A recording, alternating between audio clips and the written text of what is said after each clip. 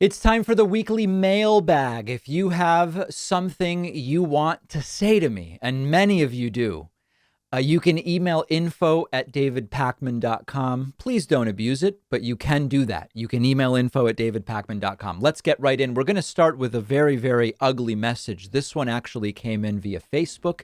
This was a response to our clip last week about evolution. You might remember that Republican Senate candidate Herschel Walker last week said, if evolution is real, why are there still monkeys?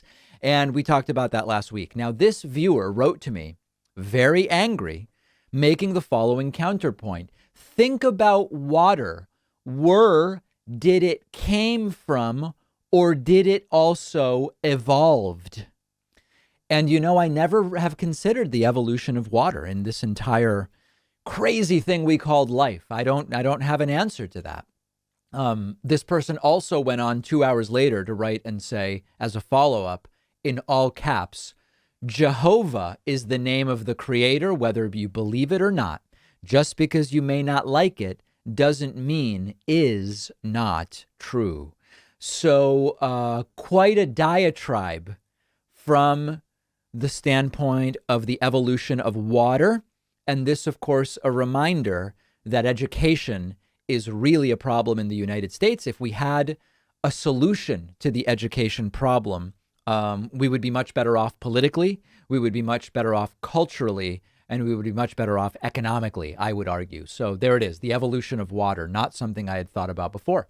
John wrote in, and John said, hey, Pakman or Pakman, whatever, I am expressing my opinion here as a viewer. You have a horrible, stupid show. Stop broadcasting now. Stop wasting your time. Get a real life and grow up. I love these emails. And the reason I love these emails, and I know there are people in our audience who like the show and who are miserable in their jobs. And I don't take any pleasure in that. That makes me feel bad. I want everybody to have a job they like and that's sustainable financially and all these different things. One of the things I love is people who are very clearly not satisfied with their own lives write to me and say, you got to get a real job. You got to get a real life. You've got to grow up, etc. This job is fine. I love the hours. I'm very satisfied with the salary. I'm very satisfied with the meaning of what I'm doing. And it's just so funny to hear from other people who are clearly miserable in their lives, which in many cases is what causes them to lash out at random people on the internet that they don't know. There's something funny about them saying to me, you got to get your life together, kid. So anyway, thank you, John. I appreciate the message. Okay. P. Samuels wrote in. This is the last negative one. Then we're going to go to positive and substantive stuff. I very seldom write to shows on TV or otherwise. I guess I'm lucky in that way. David Pakman is a true low IQ imbecile. Do us all a favor and ask him to keep his mouth shut. There is so much dribble coming forth from his mouth. It is beyond disgusting. Well, thank you, sir. I will keep that in mind. I guess I should really reconsider this show. It seems like at least two people very, very much don't like it. That's P. Samuels. All right, let's get into some other stuff. Sorry. I apologize. There's one more negative one. And so here's the point with this one. We covered Trump's last rally in, excuse me, choking here. I'm going to take a sip of water. We covered Trump's last rally in South Carolina. And I mentioned on Twitter that Trump was particularly disheveled, slurring, confused, both eyes almost completely swollen shut. And it seemed that a lot of his followers realized it was not a great performance, but they decided to take it out on me. They were furious with me for my commentary on the rally. Newpont wrote to me and said about the rally, David, you are disgusting. You are an arrogant, ignorant fool sucking up to the likes of Nancy Pelosi, Chuck Schumer, the Squad, and the rest of the socialist elite in Washington. Now, what I love about that is I'm not a fan of Nancy Pelosi's. I can't remember the last time I spoke about Chuck Schumer. I can't remember the last time I praised the Squad. And I'm not a socialist. So I actually don't know what this person's talking about, but it doesn't matter. Here's the amazing part of the email. I watched the Trump rally. The man is brilliant. You are an idiot and a fool, and your snide little snippets during the president's presentation exuded and reeked of your ignorance and arrogance. Go drown yourself in the swamp of Washington, D.C. I have never watched your show, had never even heard of you until I watched this rally on your channel, and I will never, ever in the history of the world watch you again. You are a sick man. Here's what I would say to you, sir. Anyone who believes Trump is brilliant should not like my show. I would consider it a problem. I would be concerned if someone who thinks Trump is brilliant liked what I was doing it. I consider it praise. It is confirmation that I'm doing something right, that people who think Trump is brilliant don't like me. That's a great thing. Thank you, sir. I appreciate that.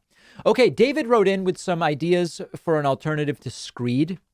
Back in February, I would often describe Trump's unhinged rants as febrile screeds. David wrote in and said, I've noticed you keep referring to various wacky or delusional rants by right-wing politicians as screeds. For example, Donald Trump's latest febrile screed.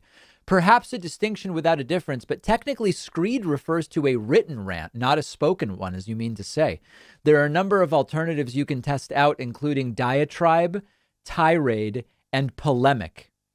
In all seriousness, thanks for calling out the buffoonery of these right-wing radicals when they issue such febrile screeds. With peace and love. Yeah, I had something like for March, since it has an M. I think it was a manic. What was it? Manic? I don't remember now. Anyway, I'll work on something else. Maybe a delusional diatribe would be some appropriate alliteration. Another David wrote in, Dave, who says, David, you mentioned that the democracy rating of Ukraine is 60 and Russia is 20. Where does the United States fit on this same scale? So that particular ranking was from the Freedom House. And in that Freedom House index, the U.S. ranks at an 82 on the democracy ranking. So in that one, it's U.S. 82, Ukraine 60, Russia 20. Now, I think that there is a case to be made that in the United States, people are less free than in some other countries in a particular way.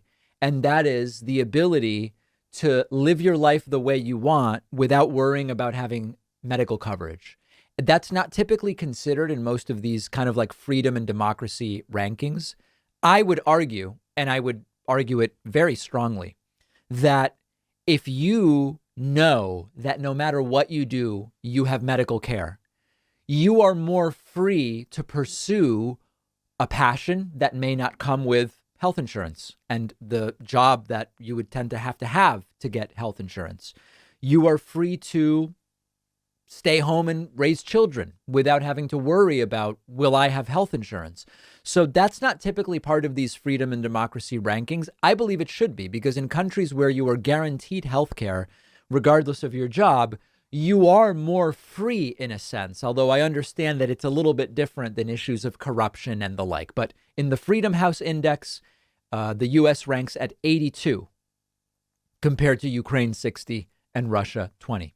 Brian writes in and says, I have enjoyed watching some of your YouTube pieces. I have a suggestion. Say electoral instead of electoral. See what you think. Keep calm and carry on. So I looked this up, and this is going to relate to a later email.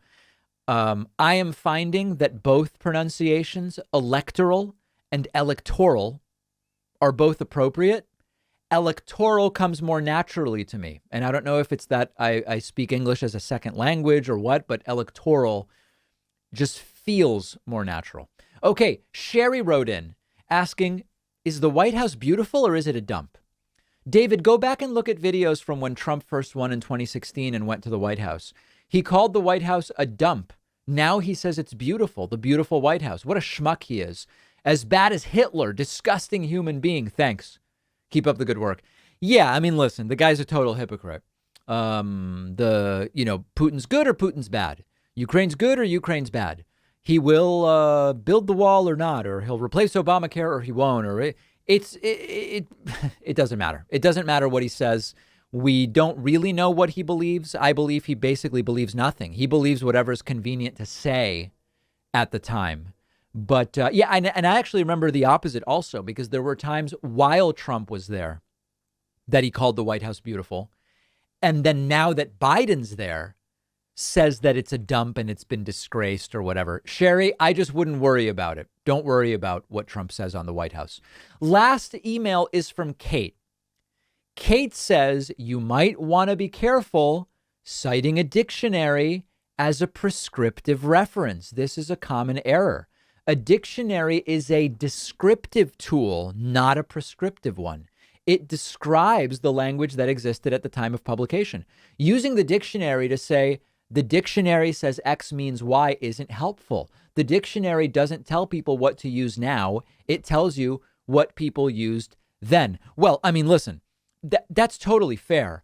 When I say I looked up the acceptable pronunciations of such a word and here's what the dictionary says, you could say, well, those were acceptable at the time the dictionary was written. But I think that actually sort of goes to my point, which is absent that, then any pronunciation would be acceptable, because at the end of the day, it's just what people are doing.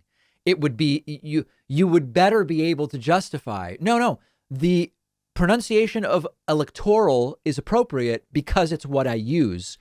It's kind of an endless loop. So I think when it comes to accepted pronunciations, I think it's OK to look at the dictionary.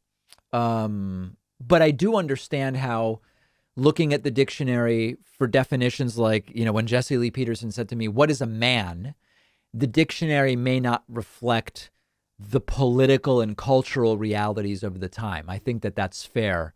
And I appreciate the comment from Kate. We have a great bonus show coming up. You can sign up at joinpakman.com to get instant access. We will see you then.